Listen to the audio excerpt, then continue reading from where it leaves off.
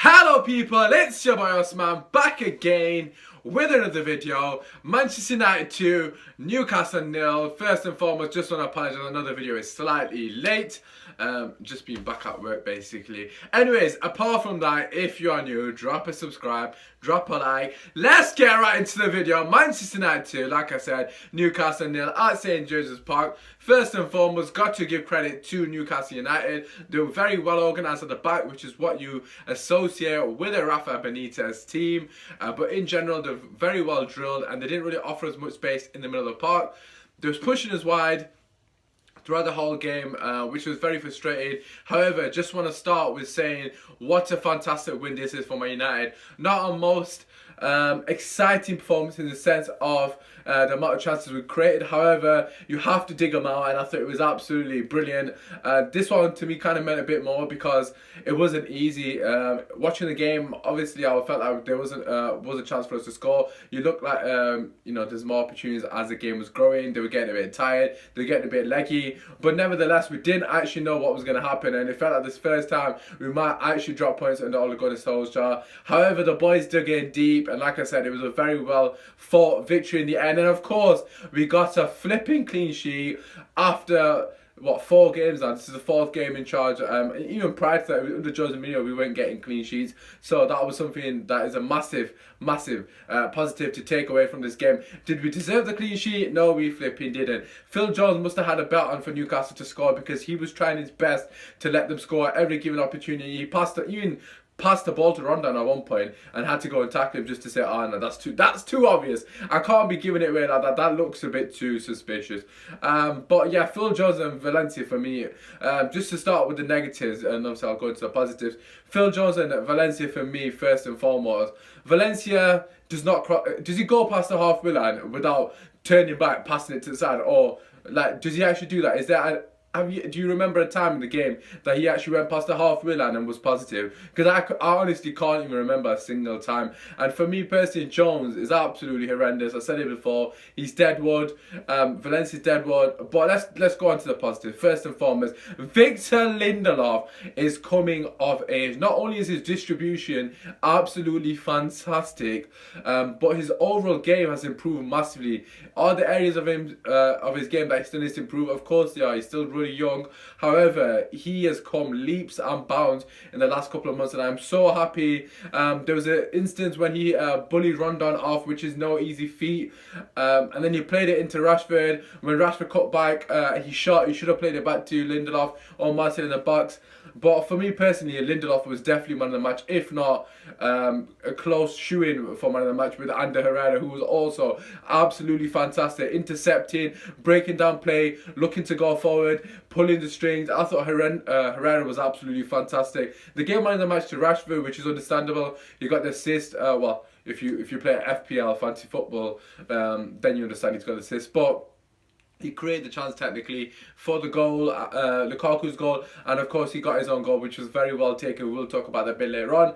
But for me personally, the man of the match had to be Lindelof, if not Herrera, because they were both phenomenal. Make no mistake about it. It's important that we put in these kind of performances. Yes, it's nice to win 5, 4, 3, etc. But it's also important that we dig in and we get these kind of wins when it's difficult to break the team down. And to be fair to Newcastle, like I said, they're very resilient and they look like they pose a threat going forward.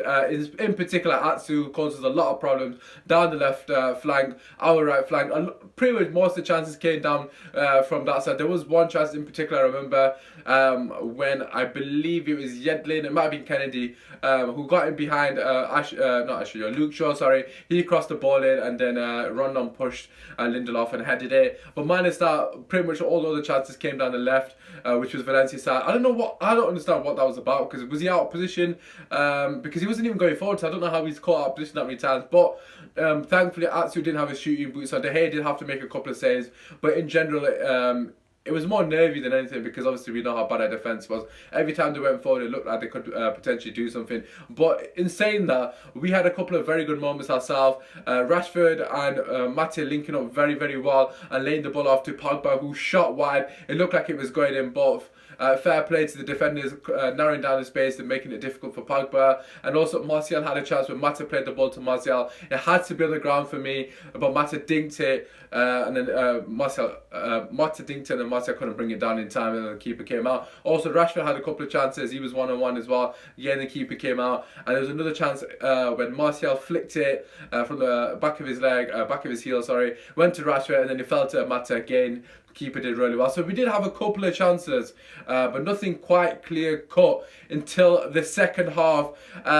Yeah, for me personally, I thought Mata should have got a substitute off at half time. Nothing wrong with Mata, but in a game when the team is deliberately pushing you out wide, you need natural width, and we did not have that, which played into Newcastle's hands massively. Mata kept coming in the middle of the pocket, and this is something Jesse Lingard does as well. However, Jesse Lingard has the pace to exploit the defenders. Mata does not have that pace, which made it very, very easy and predictable to players. He kept drifting in the middle, and it made all our play very predictable. We were playing pretty much within one area, which was the middle of the park. They were deliberately forcing us out wide for obvious reason. Firstly, our delivery from wide is not good enough at this level.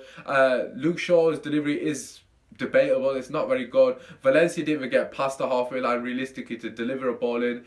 Mata, of course, was playing on the right, so he was cutting in. He wasn't delivering it in, and obviously Martial wasn't really delivering it either. So although they were pushing us out wide, we didn't really have any quality to cross it in from the width. So it was very easy for them. Really, we had to be very intricate in the middle of the park to create any sort of opening. And as you can see from the first half, we didn't create enough chances. So the change was needed, and the change did come in the second half, roughly in the 63rd minute. We know this because Lukaku scored with pretty much his first touch. In fact, it was his first touch. Got to give a shout out to Ole Gunnar Solskjaer for making the change, bringing Lukaku on for Mata and Sanchez on for Martial. I personally thought he was going to take Rashford off because Rashford looked absolutely knackered, but I suppose you could say the same for Martial. You could tell that the fatigue was catching up with us slightly, but the change was massively needed. Like I said, we were very predictive. For me personally, Mata should have went off at half time. The only criticism I would have of Ole Gunnar was I personally think the change should have been done at half time. I know it would have been harsh and it might have knocked confidence, but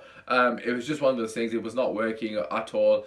But the change came, and like I said, Rashford, who was consistently knocking at the door, hit a shot from the free kick. Ronaldo-esque again with a dip. Yes, we were very lucky the keeper spilled it. However, I've got to give credit to Rashford. You can tell from last season how much he's come on with his free kick technique. Now he is consistently hitting the target, which is all you can really ask for. Already he's already scored that free kick for us under Ole Gunnar. But in general, good free kick. Well, decent free kick, to be fair, straight at the keeper. Keeper makes a mess of it. And Lukaku, with his first touch, puts it in the net, and I was just relieved because at this point I knew Newcastle would have to come out, and they would be opportunities for us to exploit them on the break, which is exactly what we did for the second goal. A very work goal for the second one. Lukaku and Sanchez linking up fantastically well, and then in fact it was Rashford and Lukaku actually initially who were linking up very well, and Lukaku passes it to Sanchez, who picks out Rashford fantastically well, and Rashford showing composure, Martial-esque, passing into the bottom corner, and I was massively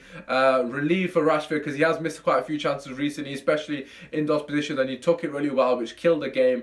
But prior to the second goal, there were a couple of openings that we did have. Sanchez and Lukaku made a massive difference to us, which is exactly what you want from the substitutes. It's good to see that we have got that ammunition off the bench. It does show the importance of strength and depth. Like I said, prior to that, we didn't look like we were going to score. Well, we had opportunities to score, but they weren't as clear as cut as the ones we created. Pogba also had a couple of incidents with Shelvey, in particular. Shelvey went into the back of Pogba's leg. You saw Pogba biting back again. I'm not sure in future if that's something that other players might look at and try to target, because Pogba did look really frustrated with that, and rightly so. It was definitely a red card. I don't understand what the referee's doing, not giving Shelvey a red card. Absolutely disgusting challenge. However, we did actually put in some challenges ourselves as well, so we can't complain too much. Nevertheless, like I said, it was a fantastic win in the end. Like I said, for me, Lindelof had to get man of the match. He was absolutely phenomenal at the back again, which is good to see. For me, Pogba wasn't as influential within this game. However, he was getting well marked by, I believe it was Diame, who did a fantastic job on him. But in general, overall, good performance from the team. Dug in deep. There were a lot of positives from this game. there wasn't a lot of space and we still were creating half chances. Like I said, if Mata had a better pass to Martial instead of dinking in the air, Martial probably would have scored a bit early on. In general, I actually thought Martial was our best player in the first half. He looked very lively. He was getting the ball out wide and running at his player every given opportunity. So it was really good to see Martial doing that. Shades of what we'd expect from Martial. Again, with a bit more game time, he will come good. But yeah, overall, positive result. Chelsea also dropped points, which is fantastic news, which does mean we're 6 points off top 4 now, which really does mean we have an opportunity to get top 4. If we can just get through the Spurs game, nick a win basically, it'll be pretty much in the race, because obviously Arsenal and Chelsea are playing each other the following week, in 2 weeks time pretty much, which is fantastic for us.